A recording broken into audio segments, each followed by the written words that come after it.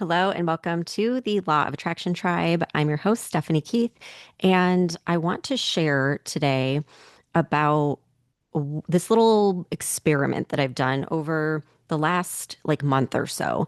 And this wasn't really a planned experiment, by the way. This was just something that I sort of did because of life getting in the way. And now, a month into it, kind of looking back and reverse engineering everything, I can see massive improvements in my mood, my creativity, my confidence, just everything across the board. And like I said, this was all sort of unexpected. Um, but basically, for about a month or so, I've really cut back on consuming anything online. So, my go to just kind of check out, or like when I'm cooking or when I'm putting the kids to bed, is to put my headphones in and scroll through TikTok. And next thing you know, you're scrolling for an hour or so and just seeing all kinds of stuff, and good and bad, like a lot of bad, a lot of negativity. I'm also big on keeping up with what's going on in the world. I feel like that's sort of our responsibility. We should know what's happening in the world because if you look at like all of the crazy things that have been implemented in the past few decades and you're like, how did this ever get passed? Like within politics and stuff, it's because people weren't paying attention. So I do believe you should be informed and you should pay attention and everything like that. But I think that it's so easy to get caught in that and to start spiraling. And next thing you know, it's hijacking your mindset.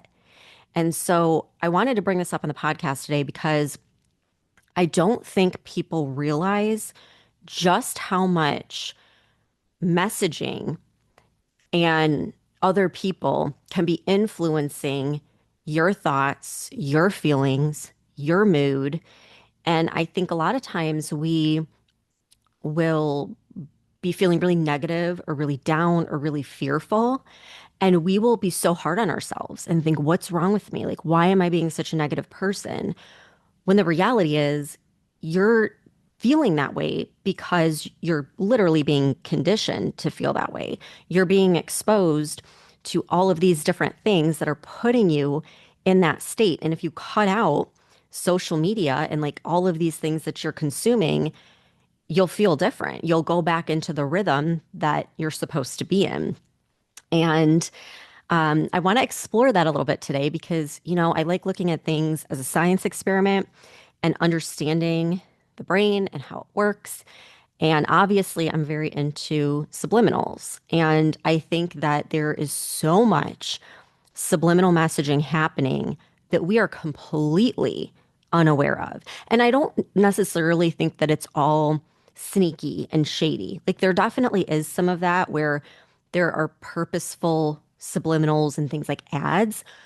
But I think also just by default, scrolling on social media, you are taking in all of these things that you don't consciously even realize you're taking in, but your subconscious is soaking it all up. Okay, so let's just keep in mind for a second. You've got your conscious mind, where this is like your logical mind that you are fully aware of, right? And we think that during the day, during the waking hours, our conscious mind is running the show. Well, the reality is our subconscious mind is running the show 95% of the time. So all the times where you've been in the car driving and you just sort of daydream, and then next thing you know, you pull up at your destination and you're like, I don't even remember getting here. You kind of kick on autopilot and your subconscious takes over because you've gone that route so many times, you know it by heart. And so that's when your body will kind of kick into autopilot and your subconscious will take over. This is why when you do new things or you go to new places you've never been, even if it's just a new restaurant or a new store in your community, you feel this sense of like excitement or happiness because you're literally like using your conscious mind and creating a new neural pathway. And you're just more aware and more present and immersed in the present moment because you've never been there. So you have to pay attention consciously. So it's very interesting because as human beings, we are creatures of habit, right? We have our daily routines. And when you get in your daily routine, it is so easy to spend the majority of the day on autopilot and just taking things in through your subconscious mind. And in any given second, right now, 1 second, your subconscious mind is taking in 11 million bits of data while your conscious mind is only perceiving 50. So you're aware of like 50 things consciously. Every second, your subconscious is aware of 11 million things. That's a huge gap. So it's picking up on things that you're completely oblivious to.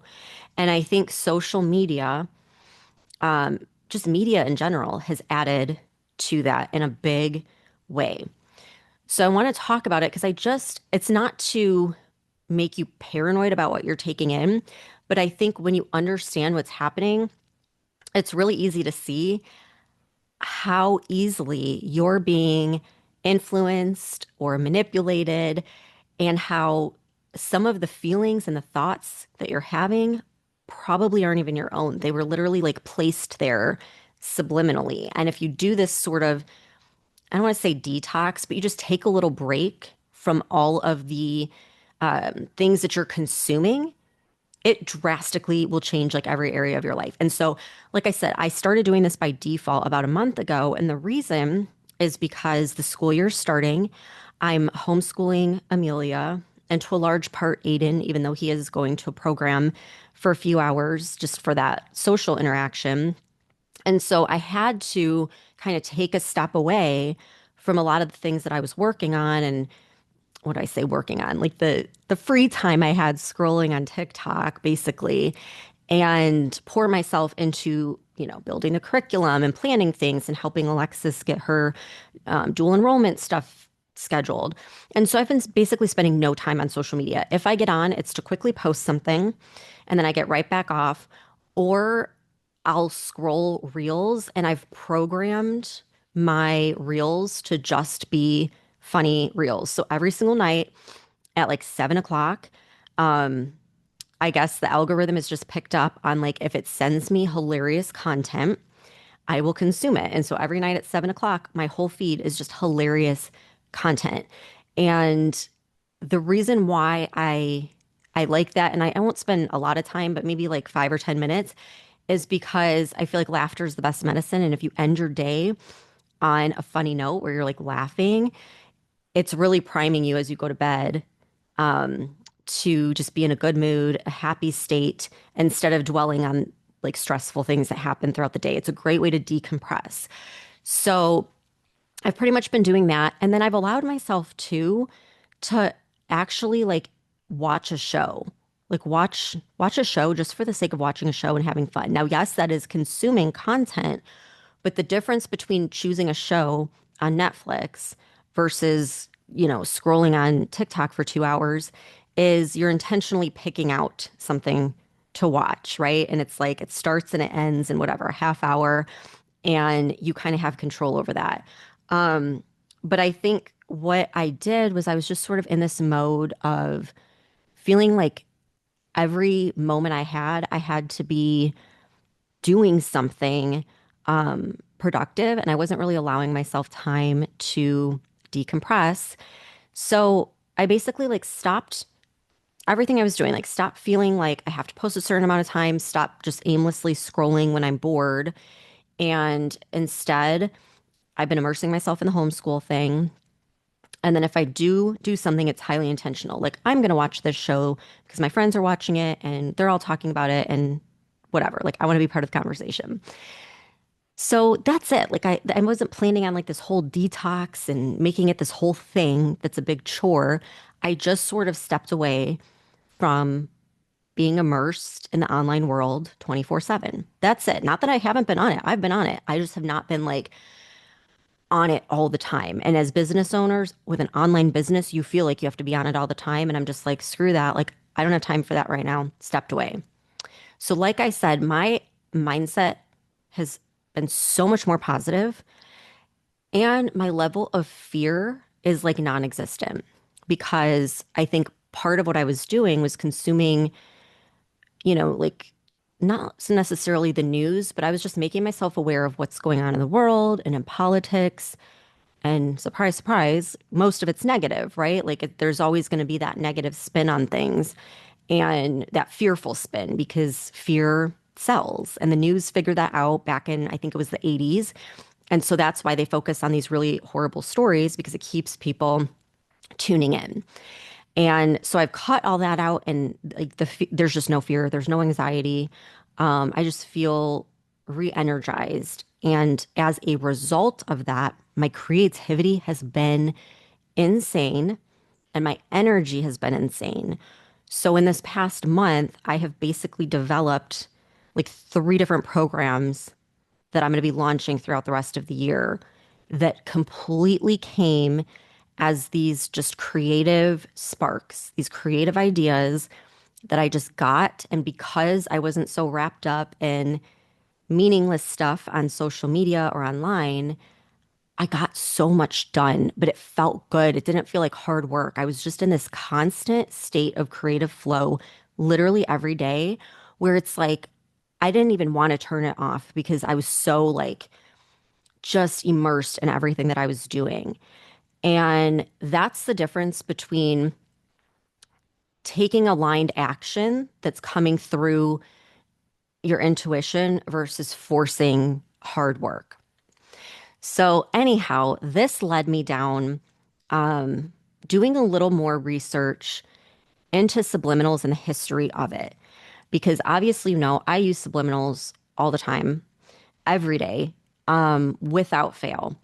And they've changed my life. But in seeing so many people, over 13,000 people come into the app and use them, the results speak for themselves. You hear people having these massive breakthroughs and transformations and wild manifesting stories. So I know that they work.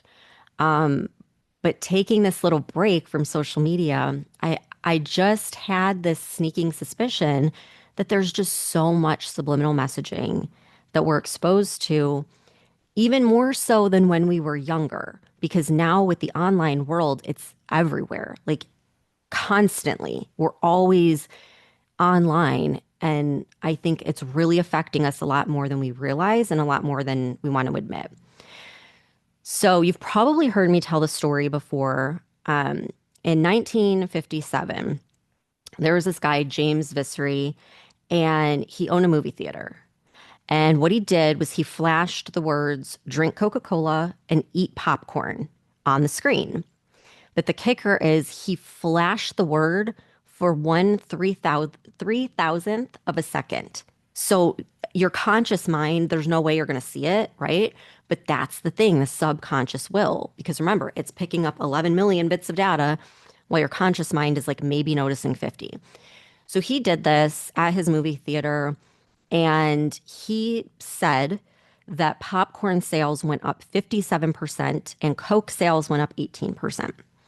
So this got like a ton of media attention. And it also got the attention of people like within the government. And there were a lot of people that were asking questions and they wanted answers. And so years later, he ends up saying that he fabricated the results and like the whole thing was a hoax. But when you understand that like he did this thing and this thing that was supposed to just be the only reason he told people was, I guess, to get people to come into his movie theater. Like he just wanted to make some news.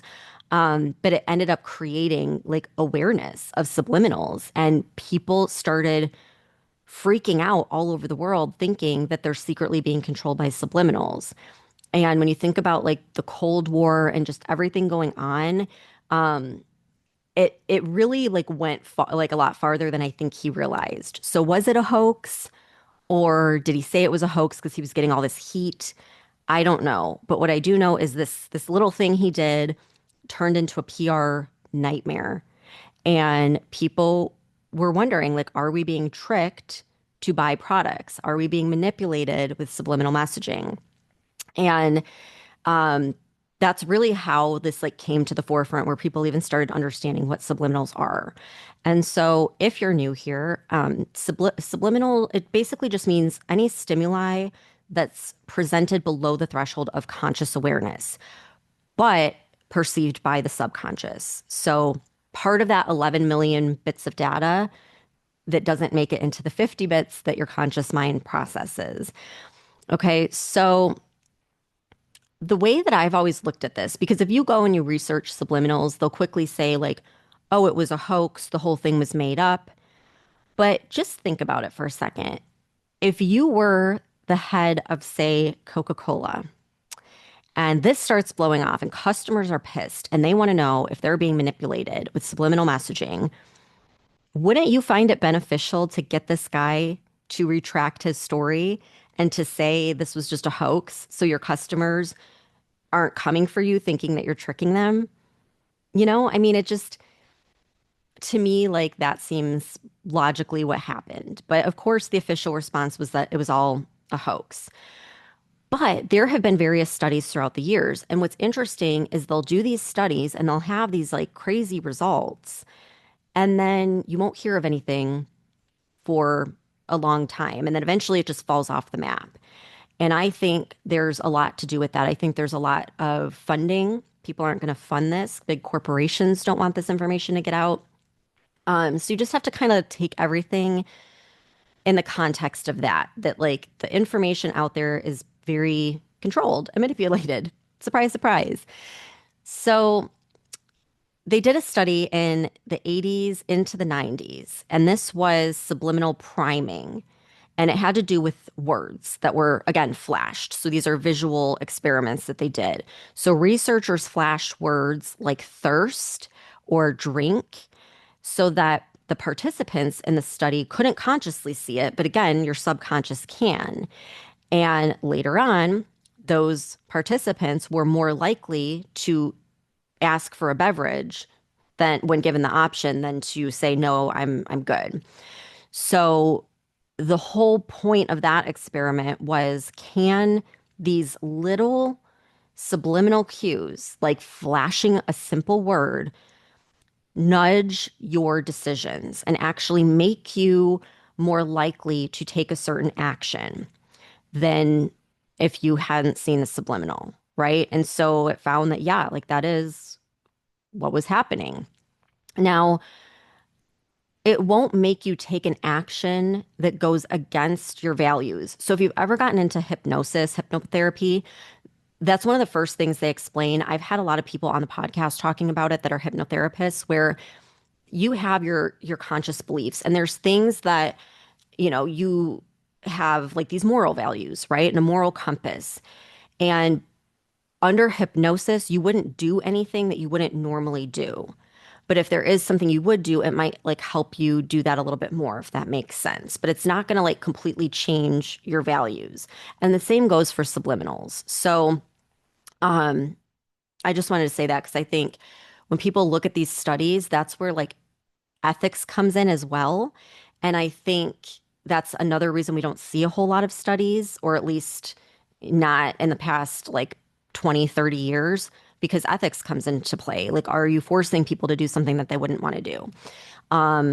Okay, so then the next study that's pretty well known was in 2006, and this was called the Lipton Ice Study. It was with Karamans, Strobe, and Kloss were the researchers. And what they did was, again, this was a visual subliminal where they flashed the words Lipton Ice during a computer task. So these participants came in, sat down in a computer, and they thought whatever they were doing, whatever work on the computer, they thought that was the test or the research. It wasn't. That had nothing to do with the research. What they were doing is, as they were on the computer, they were getting this subliminal message that they weren't consciously perceiving that said Lipton Ice. And the result was they were significantly more likely to choose and ask for the specific brand Lipton iced tea over water or any other brand. And it was very significant. Like, this was interesting because it wasn't just like the last test where they were just simply asking for a beverage. They were asking for the specific brand that they saw subliminally. And so this brings into question, right? Like subliminal marketing and messaging. And are we being fed subliminal things to get us to buy a certain brand, and we'll get into that. But I think, yes, absolutely.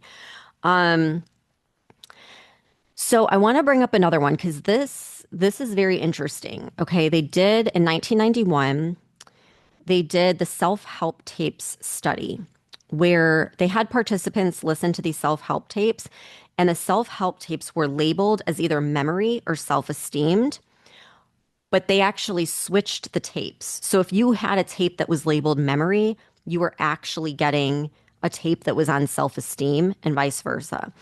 And what happened was people were reporting improvements in the area that they thought that they were working on, right? So that's the placebo effect. And I can tell you from working in pharma, it's a very real thing. If someone thinks they are getting improvement in a specific area, there's a certain percentage of improvement that will happen in that area if they believe that it's really working. So if they're taking a medicine that's supposed to help with a certain condition and they believe it's really going to help, a certain percentage of their improvement is going to just be placebo effect. So your expectation and your beliefs play a big role in it. So if you are listening, if you're going to listen to a subliminal and the whole time you're like, this isn't going to work, this is bullshit, this isn't going to work, maybe it won't work because you have this deep belief that it's not going to work, right? That's manifestation. Like if you go in it thinking it's not going to happen, well, guess what? You're manifesting it's not going to happen. So there's that aspect of it as well. And that's why I say like it's not going to make you do something you wouldn't normally do because that would go against an ingrained belief. Okay. So there's that aspect of it. Oh, this is a good one too. In 2005, they did these subliminal smiley faces to see how it would affect someone's mood. And so the experiment was where participants were shown subliminal images of angry or happy faces before being offered a drink. And so those that got the happy face subliminal drank more and rated the drink more positively. So again, these participants had no idea about the smiley face. This was all subconscious. They thought they were in there just ranking a drink. So try this drink. Let us know how it is. Well, if they saw a smiley face before they drank it, they were gonna be like, oh, it tastes great, and like give it a good rating. If they saw an angry face, it was like, oh no, this didn't taste good. So it's like literally changing the way you're perceiving an actual thing. Like how wild is that? Your perception, your taste can be changed that much. And I'm sure you guys have heard of the wine studies. They do this all the time, by the way, where they'll take different wines and they'll take a wine that's like a really cheap wine, but they'll put a fancy, expensive label on it, and people will rank that higher than the actual expensive, fancy wine just because of the label. So, like, this is a known phenomena. It happens all the time where it can shift the way you're perceiving things. And it's all done subconsciously. So it makes you think about like the packaging that a product is in could literally be changing how you perceive it and how, whether or not you like it, which is just wild. So the other side of this and another reason why I think subliminals get a bad rap and they don't do more studies on it. And I think this happened with Nixon and then again with the Bush campaign where they were accused. I don't know if this is real or not, but they were accused of flashing the word rats over their political opponent's name for like a fraction of a second, and that it changed the outcome of the election. And obviously, like, this isn't proven because the campaigns completely denied it and said that they didn't do this. But it caused, again, sort of this negative framing of subliminals. And people were like, well, what the hell? Are we being manipulated? What's going on here? Like, that's so shady and all that kind of stuff. And then in the 90s, also, Judas Priest was actually sued in court over claims that they had subliminal messages that said, do it, in their music that was subliminally encouraging suicide. Now, the case was dismissed But again, this added to this negative connotation around subliminals and people not trusting them. So again, I think this is why we see the studies completely drop off. And then on top of that, if you have these big corporate brands that don't want people knowing that, yeah, like there's all kinds of subliminal messaging, I'm sure that can influence the funding and things like that for these studies. But I want to make a quick point with all of this, okay? I absolutely think that there are subliminals used in marketing to this day. I think it's far more advanced now because of technology and the way that we're perceiving them. But I just want to prove a point real quick that you have been subliminally influenced, that your subconscious is taking in information that you don't even realize it was taking in. Okay. So I'm going to say the beginning of a phrase, and then I want you to see if you can finish the phrase in your mind. Okay. So if I say, my baloney has a first name, can you fill in the blank? It would be it's OSCAR, right? And like immediately you think of the commercial and like the children singing in the background for Oscar Mayer, the hot dog brand. That song started in 1973. And I think everyone can probably remember that song. And not only that, but when you hear that song and not my horrible singing, but like if you actually go and like go on YouTube and look up the ad, I guarantee you're going to have that feeling of nostalgia because it's going to bring you right back to when you were a kid hearing that song. And that is wild. That is absolutely wild, but it's also genius to have the same song that people remember for decades. And now you're tying an emotion because they're remembering it from their childhood is an insane marketing ploy, but it works, right? Okay, here's another one. Give me a break. Give me a break. And then you would say, break me off a piece of that Kit Kat bar, right? The Kit Kat commercial, that was from 1986. Everyone, you hear it and boom, instantly you know it. Even like something so boring that you probably never really paid attention to, like Nationwide Insurance. Nationwide is on your side, right? Like you've heard that so many times, you can say it and you know like the notes that they sing it in. And like who the hell pays attention to insurance ads? Nobody, yet we all know the jingle. Or here's another one. The best part of waking up is Folgers in your cup, right? From 1984. So again, like that's another one where when I hear that, it brings back that nostalgia because they've been using that ad since before I was born, so it reminds me of my childhood. There's so many like Toys R Us, they're not in business anymore, but I don't want to grow up. And then you'd say, I'm a Toys R Us kid. Or here's another insurance one, like a good neighbor. And then it's State Farm is there, right? They still use that one to today. So the point is, these are all things that you're not like consciously sitting there glued to the TV watching a State Farm commercial, but you're remembering it in such perfect detail because it's been conditioned in you subconsciously, right? So, like, you might be thinking, okay, yeah, like we memorize these jingles from watching all of these commercials, but why don't we remember all commercials and jingles then? Why is it just like some brands, like some things we remember and then others completely go out of our mind and we don't remember them, we don't recall them, we don't, we can't finish the phrase?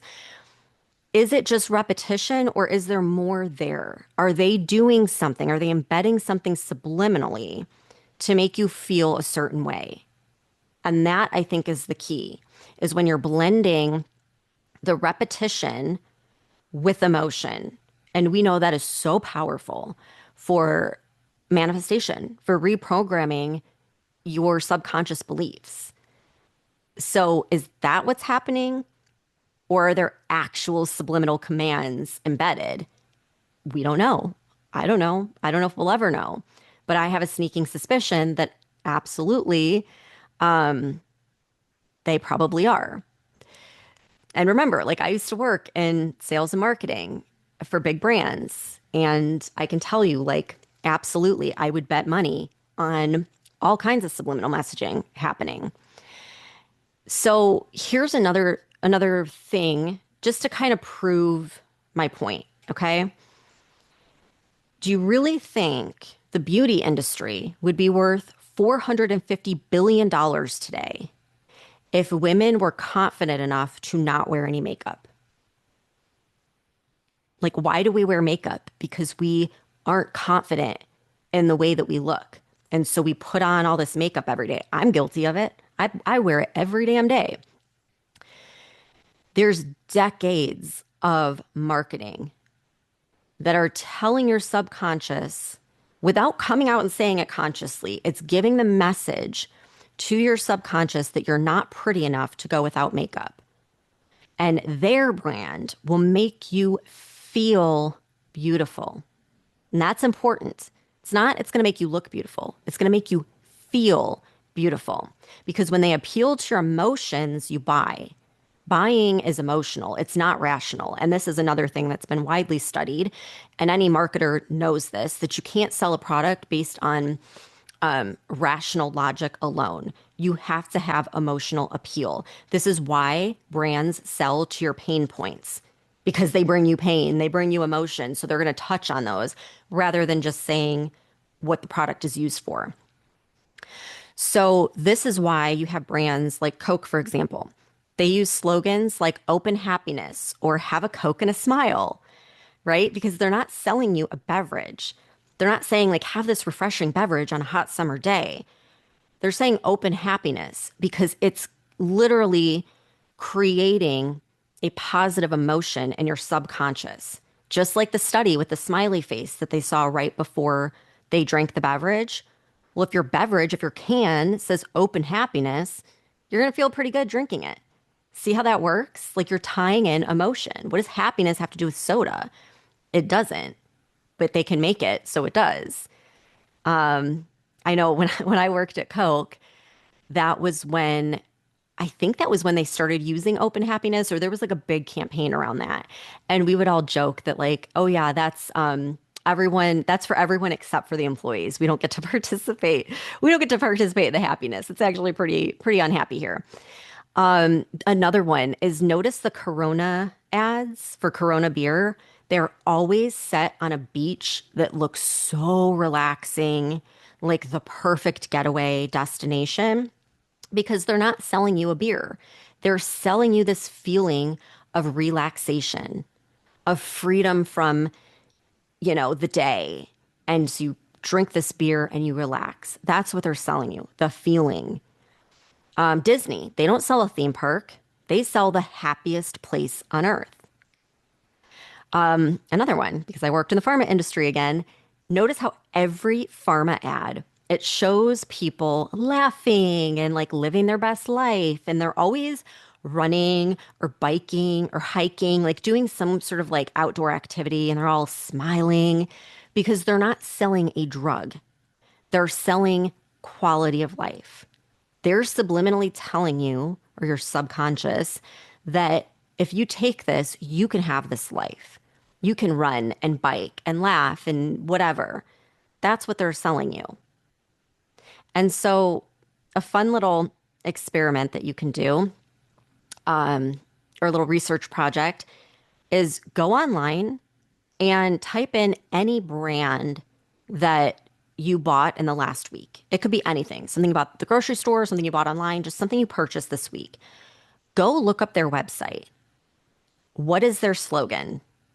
What imaging are they using on their website, on the actual product? And then think, what emotions is that evoking? And I bet you will find all kinds of subliminal messaging that you never noticed before when you purchased it. But if you go back and you're specifically looking for it, I bet you'll see it all over the place. So even though you weren't consciously aware of it, your subconscious took it in. Your subconscious took in that word happiness. Oh, this is a drink that's going to give me happiness. Who doesn't want happiness? Right? Like it's a thing. It is why they spend so much money, and these marketing budgets are huge. And it's only getting more targeted because with social media, they have so much data that they can track. on you and on your buying behaviors and your likes and your dislikes that they can be so targeted with the messaging. And when you pair a message with an emotion, they've sold to you before your conscious mind has even registered what's happened. Like you made the decision long before you actually purchased the product. So, like an example, you know how you can be thinking about something, just thinking about it, not even saying it out loud. You could literally think about something and you'll see a Facebook ad for it or an Instagram ad. Is it reading your mind? No. Is it programming your mind? Yes. Yes. You don't consciously realize that you got subliminal messaging from that brand before you ever even thought of it, before you ever had that thought about the brand. You have been getting all kinds of messaging on it. The reason you thought of the brand is because you were primed subconsciously by the brand with messaging that you didn't even hear consciously. Okay? Like that's freaky, right? It's like it's planting seeds that you don't even know it's planting in your mind. So that's where, I believe absolutely 100% there is messaging all over the place, especially online. And I think that that is why when I inadvertently stopped spending so much time online, I mean, I went down maybe 70% in the past month of what I'm consuming online. I feel like I'm thinking clearly. I feel like I'm tapped into my creativity, my intuition. I'm feeling more positive. And again, no fear. Like I have no fearful thoughts really taking over. That's insane. And I really think it's because we're taking in, millions of pieces of this subliminal messaging when we're scrolling on social media, when we're on YouTube, when we're on websites. I mean, you name it. So now that you kind of like understand that, and hopefully I've made the point that whether you like it or not, you're getting this messaging. And it's only going to get more and more with AI and all the technology and the algorithms that are literally tracking like your behavior and your patterns. So, how do you combat all of the negative and manipulative stimuli that you're taking in every day? You can do this with your own subliminal messaging, right? Like, this is where, despite the fact that it got this bad rap, I had that thought a long time ago, knowing what I knew from the corporate world, that if this could be used to get someone to buy a product, then couldn't this be used to get someone to start thinking more positive thoughts, to start reprogramming all of this negative conditioning and take more positive action in their life? It's like the Jake Ducey quote where he says, "Brainwash yourself before the world brainwashes you." One of my favorite quotes of all time, because again, whether you like it or not, you're being brainwashed. You have been brainwashed your whole life to believe certain things. Another thing, real quick, is like if you hear something, we see this all the time with politics, religion, things like that. If you hear something that you disagree with, do you get angry? Do you get this like emotional reaction? And if you do, I want you to pause and ask yourself, why? Why am I having this emotional reaction to something? Like, probably because it's so ingrained in you subconsciously that when you hear the opposite, it's bringing up that emotion and how it was conditioned in you. Okay, I had to pause real quick and get Aiden because he was crying. So if you hear him in the background, he's with me now on the podcast. You want to say hi? No? Okay. So, anyhow, you can combat this negative messaging with subliminals. So, the way that I do it, my method for making them not only speaks directly to your subconscious mind, but it gives you the repetition needed to rewire all of this conditioning and all of these beliefs. Because the software that I use, it speeds up the subliminal messages and then it loops them. So you're getting around 1,000 subliminal messages in a 1 hour audio. So essentially, like a year's worth of messaging in a 1 hour audio. Because I have found that that's really the only way to combat all of this that we're taking in every single day, especially online. So I have a goodie for you. I am giving you my latest money subliminal for free. So it's called Manifest 10K Fast. And this is a little experiment too. Listen to it and let me know when you manifest money. Because I do those posts on Instagram where I'll say, like, I'm manifesting an extra 1K or 5K this week. And I get people messaging me like crazy, like, oh my gosh, I did it and it worked and da da da. So let me know with this subliminal if it works. And I want to hear all the crazy ways in which money comes in. But you can listen to this for free. This will allow you to try it out and test it and do your own little experiment. Like, don't take my word for it. Listen to it and see how you feel at the end of the week. And if you feel like good, more positive, then try another week, try a month. Imagine 6 months, a year from now, listening to something like this daily. So that one is going to help you reprogram all of these negative money beliefs that we're all conditioned in our society to believe. Like, we all have them. And I think we all need more positive messaging around that. Just everyone can benefit from that. So, anyhow, when you sign up for that, you'll also be added to the wait list for my upcoming course where I'm going to be teaching you how to make subliminals, exactly like my whole process and method for making them. That was one of the creative things that came up while I was stepping away from social media for a little bit.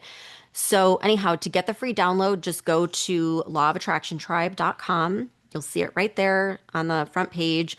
I'll also link it in the show notes. So go try out the subliminal. Let me know the results. I love hearing from you guys, and start shifting those subconscious negative beliefs and combating all that negative messaging out there. And maybe you'll be inspired to take a little break or at least cut down on what you're consuming on social media and online. All right. So try that out. Let me know how it works. Thanks so much for tuning in, and I'll see you guys in the next episode.